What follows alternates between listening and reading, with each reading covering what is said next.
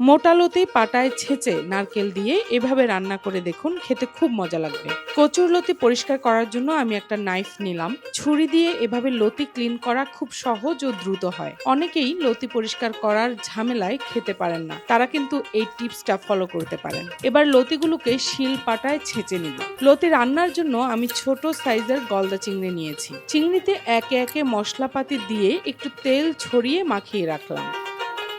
এবার কুড়ানো নারকেল ও কয়েকটা কাঁচামরিচ দিয়ে ব্লেন্ড করে নিয়েছি।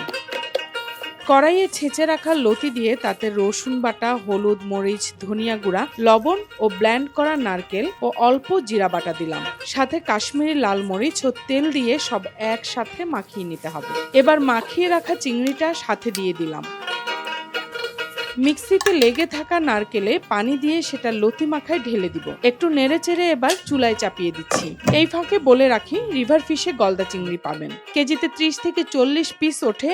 এমন সাইজের গলদা চিংড়ি রেগুলার রান্নার জন্য নিতে পারেন। নারকেল লতি ফুটে উঠলে নেড়ে দিতে হবে যেন লেগে না যায়। এই রান্নাটা খেতে খুব মজা লাগে। ব্যাস, রেডি হয়ে গেল নারকেল লতি চিংড়ি।